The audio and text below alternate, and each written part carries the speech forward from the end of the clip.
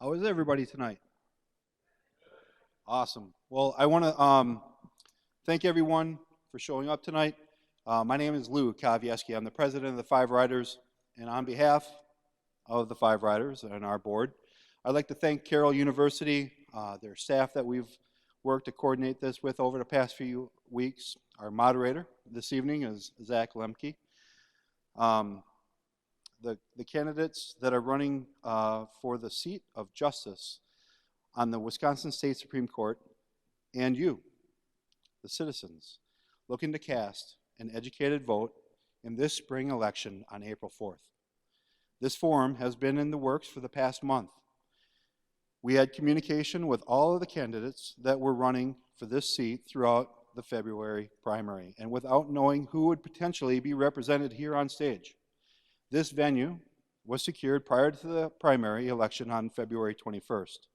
Our intent and structure was established to provide a neutral format for whomever was to sit here on this stage. We originally envisioned an 8-question forum with 4 questions from our organization, 2 questions from the Carroll University student body, and 1 from each of the candidates. With the uncertainty of campaign life, sometimes comes uncertainty for events like ours. And on Monday, we heard from Judge Protasiewicz through her campaign manager that they decided to decline attending tonight's event. As a result, tonight's format will be shortened to 6 questions presented by our moderator and answered by the candidate, Daniel Kelly. Answers will be timed for 6 minutes or less. An introduction and closing statement will also be provided. We had extended the opportunity to Judge Protasiewicz's campaign the ability to have an information table here for you that have decided to attend as well, and that has been declined as well. We did extend the ability for her to show up as late as 7 o'clock tonight, which is why we left the chair here open for her. We hope you find the forum informative, constructive, and helpful as you decide which candidate will best represent you and the role of justice as they serve the people of the great state of Wisconsin. Please enjoy the event and refrain from comments and audience participation during the questions. Also, please note that this event is being videoed and will be provided to the public for a review by the end of this coming weekend. Until next time, have a great night. Zach? At this time, I'd like to welcome Justice Kelly to the stage.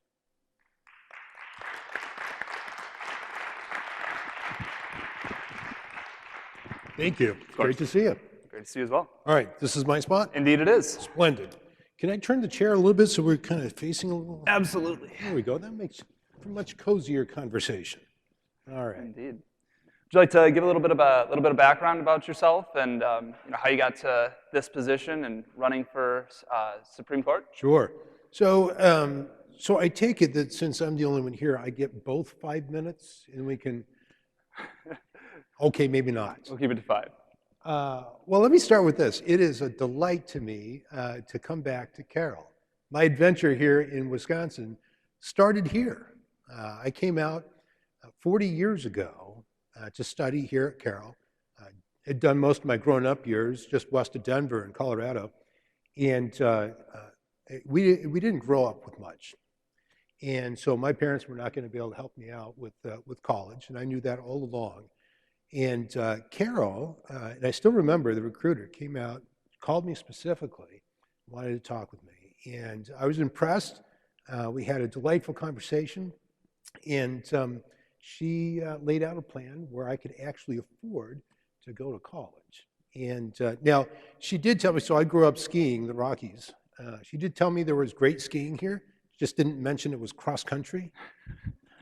That's all right. So I came out. And she had told me there was great fishing here. Turns out that's really true. So I came out a few days early so I could get a little fishing in before studies started. And I wound up in a park here in Waukesha County on a lake. And beautiful weekend. Apparently the rest of Wisconsin thought so too. They were all there. So I'm sure some of you guys were there too. and all the camping spots were taken. So through one thing and another, I ended up sharing a camp spot with a young family from Sheboygan Falls. And these were the very first people that I met in the state of Wisconsin. That was significant because I'd never been here before in my life, didn't know a soul in the state. And they spent a long weekend teaching me what it is to be a Wisconsinite. And I learned from them that Wisconsinites are the people of the open hand and generous heart. And I have found them to be so even 40 years later. So I came here to study, and then law school afterwards, long career in commercial litigation until I was appointed to the Supreme Court by Governor Walker, and served 4 years. And over the last couple of years, I've toured around the state of Wisconsin talking with folks about the proper role and function of the judiciary within a constitutional construct. And invariably at the end, they'd come up to me and say, we know there's going to be a Supreme Court election coming up, and we want to make sure that whoever goes is going to be faithful to the Constitution, is going to uphold the rule of law. And they said, we saw that in you when you served on the Supreme Court, so we'd like you to go back. So I know I'm closing in on my 5 minutes because Zach is very discreetly looking at his watch. And so here I am. Because of their kind invitation, I've decided to run. And I'm delighted to do it because the people of Wisconsin are the best bosses a guy could have. Fantastic. Well, thank you so much for that. This first question is provided by the 5 riders. Based on your judicial ideology, where do you believe law originates within our government? How does that law and the enforcement of that law pertain to the judicial branch at the Supreme Court of Wisconsin level? Best way I can describe that is in terms of a question that I was asked several years ago. So I was serving on the Supreme Court. There was a program we had where students would come out anywhere from middle school all the way up through law school. They'd sit in on one of our arguments, and then one of the members of the court would come out over lunch and have a little chat with them about the role and function of the court. And I've done that program many times, and I love doing it. But this one time, I'll never forget this one. I had announced that I would take questions when I was done. And as I was wrapping it up, there was a young man who seemed a little antsy. It seemed like he had something on his mind. And so as soon as I said, I'll take questions, his hand shot up, and I just had to know what was on his mind. So I called on him, and there we were in the Supreme Court hearing room. And if you've ever seen that, that is a room designed to impress. It is gorgeous. And I was in my black robes. We'd just gotten done hearing arguments. And I was looking about as imposing as I ever look. And yet this young man stands up, looks me dead in the eye, and he says, "Who's your boss?" That was a bold question. But I realized with just a moment of thought that was the greatest question I'd ever been asked for this reason. So I asked him what his parents' names were, and he told me. And I said, well, they're my boss. And I looked at the rest of the students in the hearing room and said, your parents are my bosses too. And I looked back at him and I said, how old are you? And he says, I'm 13. That's a bold 13-year-old. And I said, in 5 years, you're going to be my boss too. Because that's how it works. All the authority to create and maintain governments in the state of Wisconsin belongs to the people of Wisconsin, right? It says so in our preamble. It is a statement of ownership in that preamble to the Constitution. And so how does it come to be then that those of us in state office are using that power if it belongs to the people of Wisconsin? And the answer is this. People don't give away their power. They don't sell it. They don't alienate it in any other way. They simply loan it. And as with all really important loans, we wrote out the terms to make sure that nobody forgot what they were, most especially the people in office. We wanted to make sure they didn't forget. And when we got done writing that out, we called that a constitution. And so I understood that as I was exercising the authority of the office of justice, it wasn't my authority. And it wasn't even authority belonging to the office. It was the authority of the people of Wisconsin loaned to me through the Constitution. And as a consequence, I understand that the law that we are to use is the law adopted by the people of Wisconsin, right? So in the first section of the first article of our Constitution, it says that we are all born equally free and independent, and we have certain inherent rights. Amongst these are life, liberty, and pursuit of happiness. And governments are created to protect those rights, obtaining their just powers from the consent of the governed. So if the government is to exercise power, it must come from the consent of the governed. And so all of the law that we use has to come from the consent of the governed. And so that's how it works. The people of Wisconsin, they get together, they elect their legislators, the legislators create the law, and then those of us in the judiciary, we simply apply the law. So it's a very sharp difference between the legal questions and the political questions. Political questions belong to the legislative branch. Legal questions belong to the court. And that's one of the reasons why you'll never find me talking about political issues, because that's simply outside of our authority. People of Wisconsin asked us to do one thing and one thing only. And they said, pay attention to this. It's just one thing. Concentrate, do it well, but it is one thing. Decide our cases according to the existing law. And if we, the people, think that the law ought to be different, we'll go talk to the legislature. Fantastic. The second question is also provided by the 5 writers. Based on your judicial philosophy, what is the difference between being a trial court judge and a justice on the Supreme Court? Focusing on that difference, what qualifies one for holding a seat as justice on the Supreme Court in the state of Wisconsin? Yeah, that's a great question. The work of a Supreme Court justice is very different from a trial court judge. So they fulfill different functions, and so it requires different skill sets. Now, let me start with saying this. Our trial courts are exceedingly important in this structure. One, just because of the function they do, they are the court of first instance. So a complaint gets filed with the circuit courts, and that's where it initially gets resolved. It's also the only level of court where the actual party to the case is likely to see the inside of a courtroom. So in the Court of Appeals and the Supreme Court, it's normally just the lawyers. But in trial court, it's actually the parties. They come in, they appear in front of the judge, and this is their opportunity to see if the promise of justice will be a reality or if it's empty, right? So they're going to come in, they're going to look at that judge, and they're going to expect that judge to be a paragon of integrity and ensuring that he or she has put her personal views, personal politics to the side, and is just going to conduct the trial according to law. And so we gain confidence in our judicial system when we see it in action. These parties can come in, and they're, of course, at odds with each other, but they have that third-party neutral arbiter of the law who they can have confidence in resolving the matter and making sure that the procedures are followed, but ultimately the justice is done. And justice comes from applying the law impartially to the facts of the case. So that's the trial court. Invariably, as you might know from pretty much any trial TV show that you've ever seen, one party is going to be disappointed. And in our system, the disappointed party can file a notice of appeal as a matter of right. Go to the Court of Appeals and have the matter reviewed by a 3-judge panel.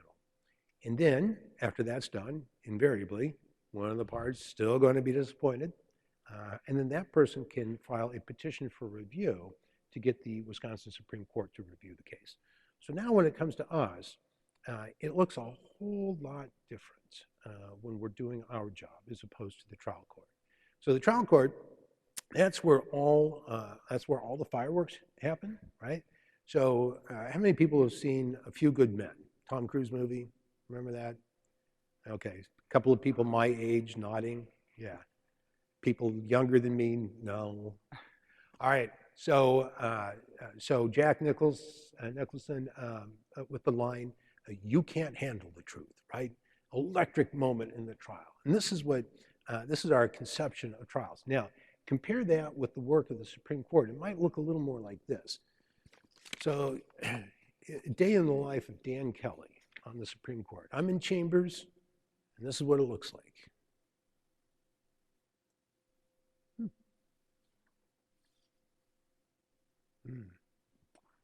Write a note or two.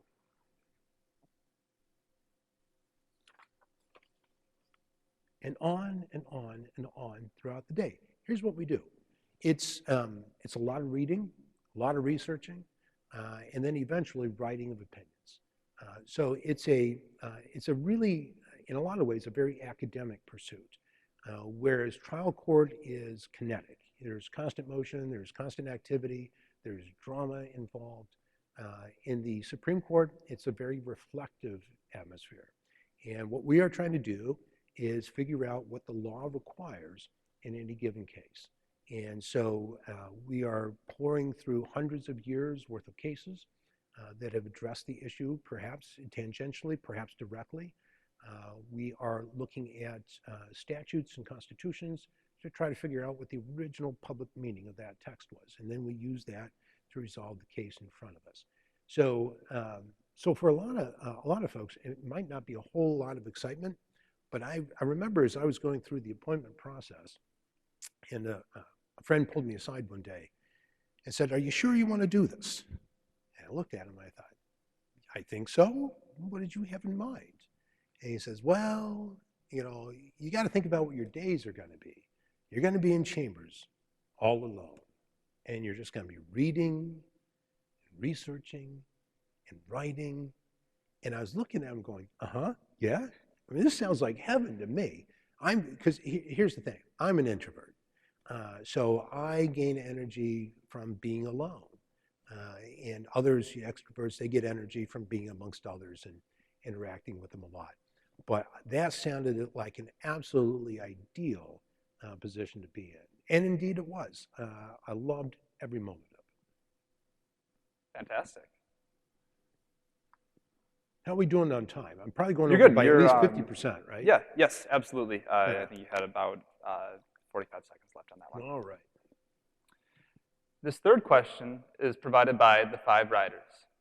The judicial oath of office requires a justice on the Supreme Court to faithfully and impartially discharge your duties. If a judicial candidate has publicly expressed a predetermined position on a topic in a public forum, how would that be handled within the Wisconsin Supreme Court guidelines on recusal and judicial ethics? Are there any legal topics that may be in jeopardy by any justice who is currently serving or will potentially be serving on the court in the next 2 years? Yeah, so the role of a justice is to bring your best judgment to determining the meaning of the law without fear or favor for any party or for any position. And that gets complicated when you're out in public and you're talking about, what your position is on various issues, whether you favor or disfavor a statute or a constitutional provision. I mean, imagine what it would look like if you're a party to a case. You come into the courtroom, and there on the bench you see a justice of the court, and you go, "Wait a minute, I know you. I heard you in the news yesterday, and you were talking about the very issue that I'm here to get determined. And you were saying how little you respect or like the statute that I'm relying on." Well, what's that person going to think? They're going to think that they're not going to get a fair hearing. They're going to think the outcome is going to be predetermined. And similarly, if you come in and the judge has been talking up the other side's position in public, similarly, you're just not going to have any confidence you're going to get a fair hearing. So this is one of the reasons why it's so very important that those of us in the judiciary don't talk about politics publicly, that we don't talk about specific issues that might come before the court, because it destroys the confidence that people can have that their cases are going to be resolved according to the law. Now, as far as as far as recusal is concerned, if you have been out there doing that, that does compromise your ability to act as a justice, and it may be that that requires that the individual recuse himself. Some justices will, some won't. But it is up to that individual justice to decide. Now, as a practical matter, I mean, really what we're getting at here is, can we have confidence that cases are decided according to law as opposed to the individual's personal preferences, personal values? And so I think in order to do that, there's a three-step process that I think is important. One, you have to acknowledge that you have personal values, personal politics. We all have them. Every single judge or justice who's ever sat on a bench in the United States has had political views. So you have to acknowledge that. Second step, really important, you have to commit to setting those aside and simply doing the work of the court and not allowing those personal views to interfere with determining the law. And then third, and this is probably the most critical, you have to have a system by which to do that. It can't simply be, oh, I'll follow the law. Everybody says that. Well, everybody minus one. But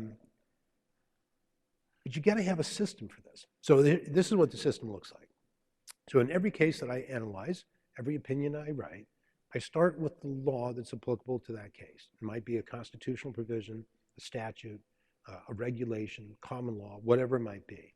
We start with that, and then I use rigorous logic to move from those premises all the way down to the conclusion. And when I'm done, you should be able to look back and see an unbroken chain of logic linking the conclusion to the premises. And if you can, that's the guarantee the conclusion is commanded by law and has not been influenced by the individual jurist's personal views. But if there's a break in that logic anywhere, that's where personal opinion starts to seep in. So the project is to make sure that there is that unbroken chain of logic. And that's the way that I do it. So it's that three-step process, understanding that you've got political views, committing to setting them aside, and then have a methodology that is capable of squeezing out all of your personal views and personal politics. Fantastic. This fourth question is also provided by the five writers. They get a lot of sway here, I guess. Indeed they do. Yeah. Does your interpretation and application of the Wisconsin Constitution or the United States Constitution provide citizens with unalienable rights that must specifically be protected from government intervention? Please provide one or two of the most important rights you believe may end up before the court in the next 2 years. Yeah, so this goes along with my understanding of the authority that we exercise. So we start out with the proposition in our Declaration of Independence. And you guys probably know how that goes, right? We hold these truths to be self-evident, that we, all men are created equal and are endowed by their Creator with certain unalienable rights. And amongst these are life, liberty, pursuit of happiness, and governments are instituted amongst men to secure those rights, gaining their just powers from the consent of the governed. So we start with the proposition that all of that authority and all those rights precede governments, right? We don't receive our rights from the government. We create governments to protect those rights. So my judicial philosophy starts with that those rights pre-exist the formation of the office that I occupy, right? So it necessarily follows that the work of the court has to respect those rights.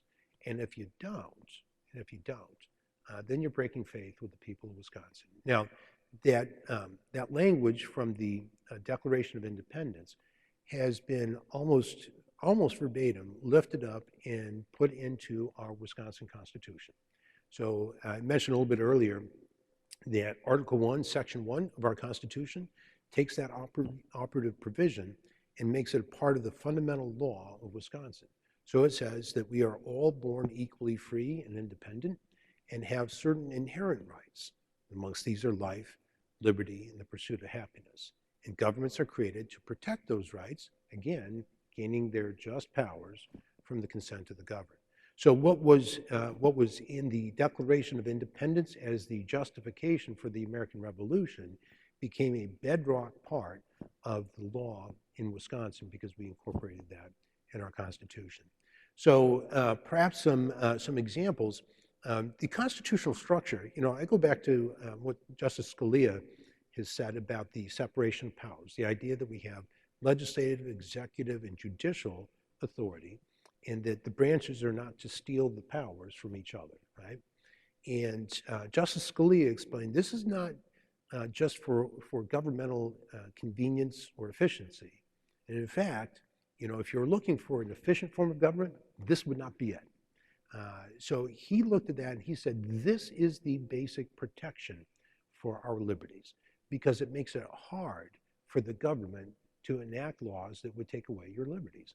So it's important that we follow that structure that's laid out in our Constitution. So it's Articles 1, 2, and 3 in the United States Constitution, legislative, executive, judicial. We have the same breakdown here in Wisconsin, but it's Articles 4, 5, and 7 of the Wisconsin Constitution. And so we had a case that came before the Supreme Court a few years ago. You guys remember the COVID era? COVID, ring a bell? Oh yeah. I've been trying to forget that, but hard to do, especially given one of the orders that came out early on. You might remember the Safer at Home order that shut down our state. Secretary Palm one day went into her office and tapped out a brand new set of laws and said that you couldn't go to work unless she decided that you're an essential employee. She said you couldn't send your children to school, you couldn't go to church, and it went on and on and on, regulating even down to how you cough and sneeze.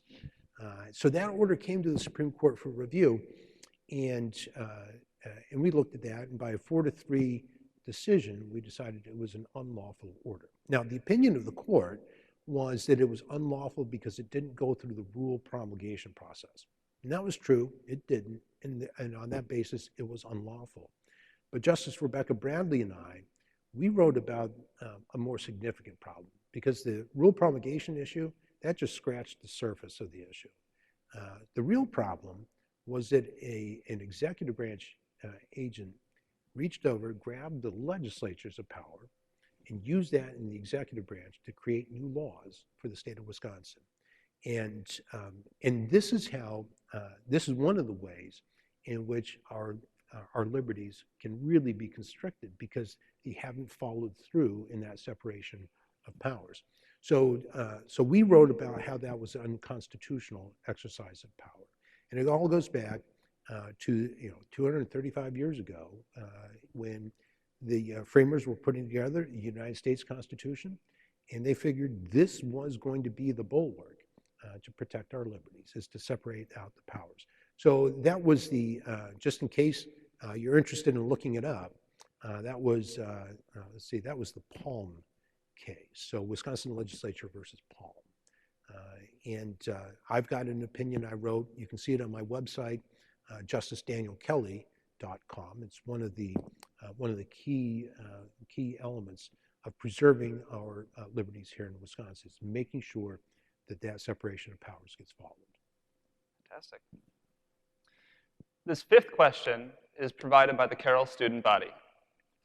Abortion seems to be one of the biggest topics in this race. Mm-hmm.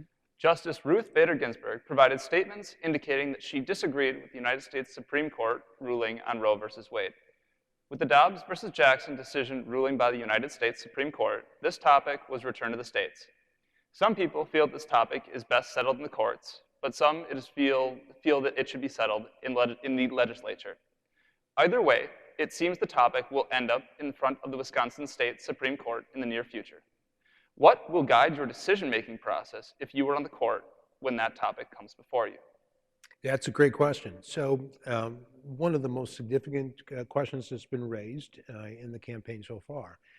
And I think this is illustrative of the proper way of viewing the function of the court. So as I mentioned a little bit earlier, we've got the three branches. Political decisions get resolved in the legislature. Legal questions get resolved in the courts. And so on this issue, as with all others that have ever come before the Supreme Court or ever will, I will address it in the same exact way. And that is to say, we'll look for the law that's applicable to the question, and then that I'll use that methodology that I explained to move from the premises, the law, all the way down to the conclusion, to make sure that the conclusion is something that is commanded by law and is not a result of an individual's political preferences. So one of the things that I've seen in this campaign so far is a constant insistence on putting the court in a political box and then trying to address issues as if the court was a legislature, and we're just not. So to the extent that there are legal issues that come up, we'll address them. There is a lawsuit pending. I believe it's still pending. I haven't looked at the status for a while, that addresses abortion. And the question in that case is whether a 1985 statute has implicitly repealed an 1849 statute on the subject. So that's a legal question. Doesn't have anything to do with whether a jurist believes that there ought to be or ought not to be abortion in the state of Wisconsin.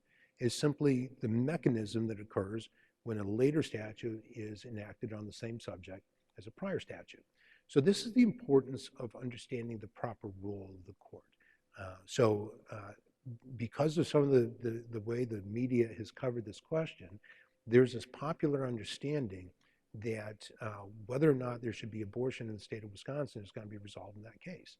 That's simply not the question before the court. So the role of the court is always going to be the same. Look at the legal issues, resolve those according to the law as it was originally written, to the extent it is consistent with the Constitution. And that's it. And then the political questions that the people of Wisconsin have reserved to themselves in conversation with the legislature. And that's the way we work through these thorny issues, is we make sure the correct branch is addressing the correct pieces of the question. Thanks so much. The sixth question is provided by the University of Wisconsin-Madison student body. While the Supreme Court is intended to be a nonpartisan body, media outlets across Wisconsin have described this Supreme Court election as nonpartisan in name only. In your opinion, what aspects of judicial ideology make a particular justice considered a conservative or a liberal candidate? Yeah, so the terminology is problematic. So we have experimented with a few different phrases to describe the proper role of the court. So, we've talked about judicial conservatism, we talked about constitutional conservatism, but still people have tended to conflate judicial philosophy with political philosophy, right? So when we talk about constitutional conservatism, we're not talking about politics. We are talking about conserving the original public purpose of the courts, which is to decide legal questions, not political questions. Now, I think it'd probably be helpful if we just came up with some different labels. Maybe constitutionalist would get to it, because judges simply are not to be political at all. And I see the media coverage that talks about this being nonpartisan in name only, and it grieves me whenever I see that. Because what it tells me is that we are not doing a good enough job of educating the people of Wisconsin, or maybe just the media, about what the proper function of the court is. So one of the things this question's been posed many times, and each time I take a step back and say, all right, look, first off, let's level set the conversation. We don't do politics in the court. So when we're talking about conservatism, whether it's judicial conservatism or constitutional conservatism, we're talking about legal functions, not political. So then when we get to the question of, well, what makes for a liberal judge? Well, the divide is not really between politically conservative and politically liberal. The divide is between those jurists who understand their job is simply to apply the law, not to make it up as they go along, So that's one side of the divide. The other side of the divide are judges who look at the law as a starting point. So there is a school of thought that travels under many names. One of them is living constitutionalism. Right? You may have heard of that. The idea behind living constitutionalism is, well, our Constitution was written in a different age. 1787 for the United States Constitution, 1848 for the Wisconsin Constitution. And people say, well, we're nothing like community and society was like back in that age. And in many ways, that's true. In some ways, it's not. We still have human nature version 1.0. That's never progressed. As far as I'm aware, it won't ever. So that part is constant. But, you can look around us and society is a lot different. Technologically developed in a way that we could never have conceived of that many years ago. But here's the thing. So the living constitutionalists will say, well, we need to update the Constitution. We need to update the law. And who better than us on the court? We have thoughts. Why not us? And the answer to that, of course, is, well, because the Constitution says not you. If the Constitution needs to be updated, both the United States Constitution and the Wisconsin Constitution contain a mechanism by which to do that. So in Article 5 of the United States Constitution, there is a provision for amending that document. And turns out we know how to do that. In fact, we've amended the United States Constitution 27 times. And the key there, I've looked at it really carefully to see what role it assigns the courts in updating or amending the Constitution. You know what I found? It assigns zero role to the courts. We have nothing to say about it. That is a conversation the people have reserved to themselves and their legislature. Now, similarly, here in Wisconsin, it's Article 12 that controls the amendment of our Wisconsin Constitution. And again, we've looked at that real closely to see if it has any role for the court, and it simply doesn't. So those who subscribe to living constitutionalism, at least in my view, it betrays a lack of confidence in the people of Wisconsin or the people of the United States. It betrays a lack of confidence that they're able to take the initiative and change the Constitution when it needs to be changed. And sometimes it does need to be changed. I mean, in some of the most profound ways imaginable, it needed to be changed. But we did it, and we did it according to what the document itself said was the procedure for doing it. And so, when I look at what the Constitution says the power of the court is, all it says is that we are vested with the judicial power. And that's just using existing law to resolve the cases that come before the court. Not to change the law, not to add to the law, not to subtract from the law. And certainly not to change the Constitution that creates the very office that we occupy. That concludes the 6 questions that were selected for this debate. Justice Kelly, I'd love to offer you the opportunity now to provide any closing remarks that you'd like to do so. Well, thank you. I really appreciate that. So thanks, everyone, for coming out and spending this time with us, or me, at least. It's great to see all of you, and I am encouraged by your interest in the race. And I hope that as you have an opportunity to talk about this with your friends, family, complete strangers on the street, maybe you should skip that part. But talk to them about what the actual function of the court is. This is one of the greatest areas of frustration I have is when the media comes and talks about the work of the court in political terms. Because there is nothing worse to the work of the court than politics. It's just poison to what the court does. We can only have confidence in the judgments of the court if we can have confidence that the members of the judiciary are capable and committed to putting their politics aside and simply applying the law as it's written, without regard to whether they like the law or not. From that comes confidence that our courts can be a place where we can find justice. And so that is something to which I've dedicated my career. And it has been a distinct pleasure to serve the people of Wisconsin on their Supreme Court, partly because I love the work, but even more so because Wisconsinites are the best bosses a guy could have. So, I'm offering myself to them to send back to the court, and it would be a joy and a privilege to go back and serve them there once again. Thanks, everyone.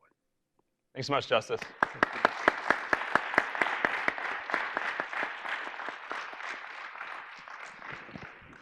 I'd like to thank all of you for coming out this evening to witness, well, what should have been a debate, but instead became more of a discussion, which I certainly did not mind. I think we had a great conversation here, and I know that Justice Kelly has some information that will be out in the lobby area, so feel free to stop by, and I'm certain he will answer any questions you have there at that time.